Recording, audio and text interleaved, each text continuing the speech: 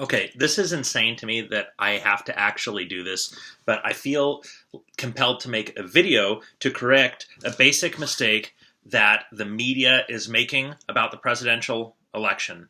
And this is, first of all, not an opinion about who I think should win or who is better or any sort of opinion about their stances. This is a question of basic English grammar, and it was done to both sides, and it was done again just today. So I feel like I need to explain this. And if it matters at all, my background, I have a linguistics degree. I've learned how to deconstruct grammar. But honestly, this is a basic part of English grammar that, at least when I went to school, it was required that everybody understand this in the 8th grade before they were allowed to go on to high school.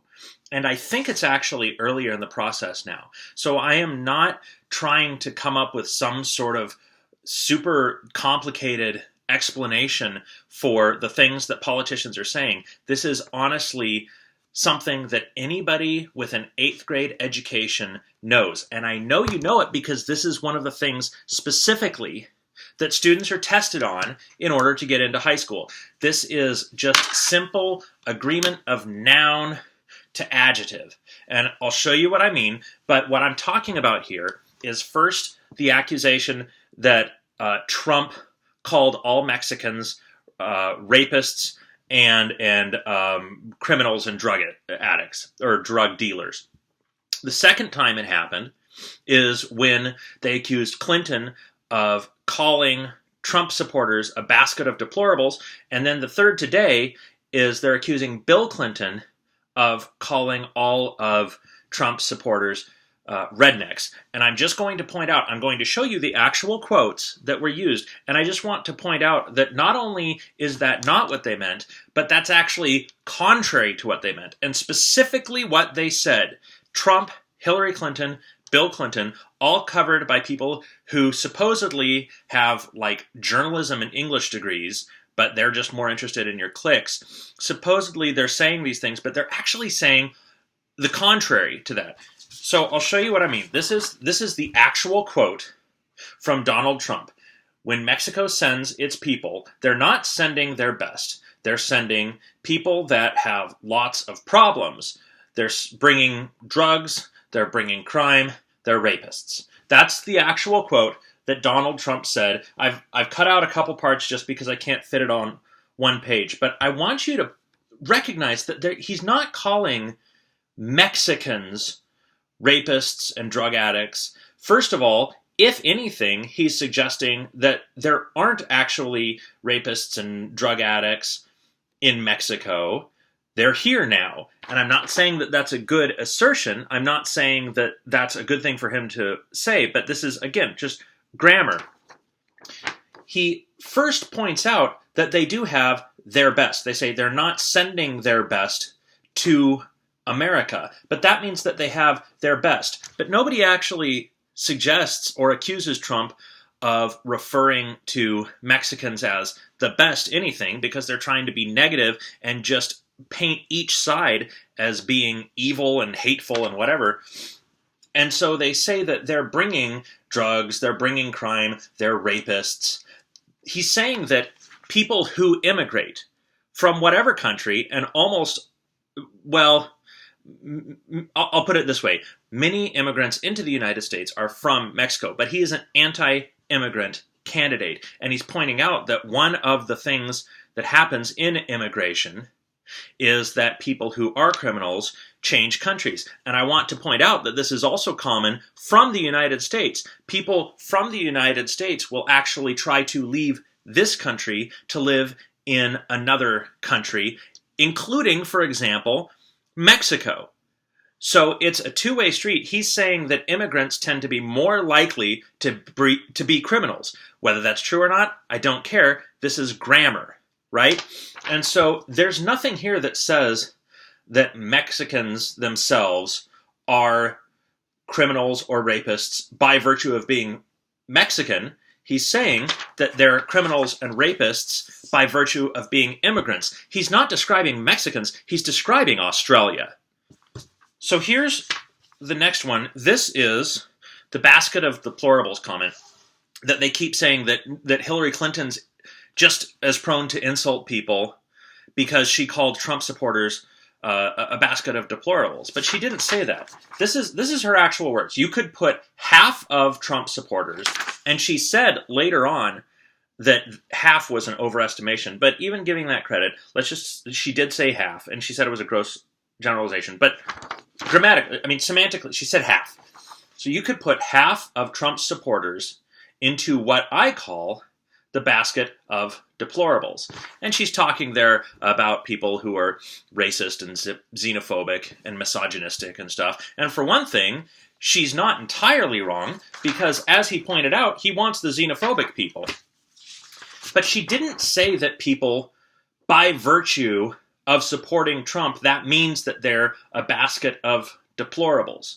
And this is a choice that they made, and she's making a correlation between the people who choose to support Trump are a basket of deplorables. Do you see the distinction there? It's not like she's saying that if you vote for Trump, that makes you deplorable. Like if you vote for Trump, I just don't like you as a person. She's actually saying the opposite. She's saying that if you're part of the basket of deplorables, you're going to vote for Trump. And if you look at the context in which she said it, and again, none of these require context, but if you look at the context in which she said this, what she was saying is, I'm not going to try to reach these people, because these are people who are saying things like, how do you get all the immigrants out of our country? And she's going to say, I don't think we should get all the immigrants out of our country. So I'm not going to reach them. And then she makes a personal assertion that that's a deplorable point of view. Or the Aryan Nation people, or the racists, or whatever. She finds those people deplorable, and you have to be able to find something deplorable. Everybody finds something deplorable, let's be honest.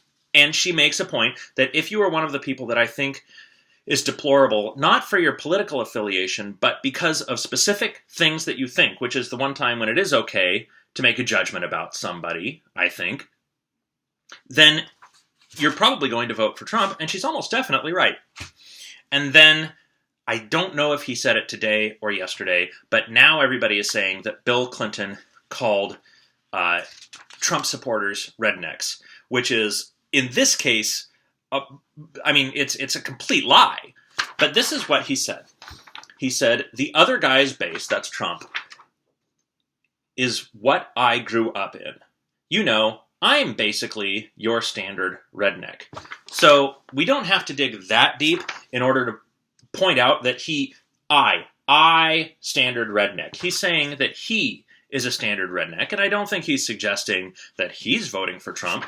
But even if you ignore that, it says that the other guy's base is what I grew up in, because I'm basically your standard redneck, right? And this is, again, just basic 8th grade English grammar, connection between words and the order that they're given, is that he's not saying everybody who is in Arkansas is a redneck. He's not saying that. He's saying everybody who's a redneck is in Arkansas. Because I know I am a redneck, and therefore you know I am in his base. And I don't think anybody is contesting that Trump's base is in the region of the country that Bill Clinton grew up in. So if you want to wonder why we have two of the least popular candidates in what they claim is the history of America, but modern history. I think there were some. Lincoln was not hugely popular when he was elected. I think I remember some bad reactions to his election. But you can't complain about how these are the worst options we've ever had without at least recognizing that we did this to ourselves. And to give you an example, I encourage you to go out and watch some of the videos of Ted Cruz and Bernie Sanders the day or few days before it became evident that they were going to quit. Because you see them trying to have conversations with, not just with the media, but with a lot of followers in their own party. And it becomes apparently clear to both of them, and they're both very intelligent people. Bernie Sanders is a career politician, and Ted Cruz, for whatever you want to say about him, is a Harvard-educated lawyer. So he understands these sorts of arguments, and they try to have conversations, and they realize that we couldn't care less about what people are actually saying. We just will make up whatever it is we want to say. And so you have to have people as narcissistic and self-absorbed and overly ambitious as Hillary Clinton and Donald Trump to survive this, because you can see on the faces of the other candidates who quit their disgust and their contempt for this stuff.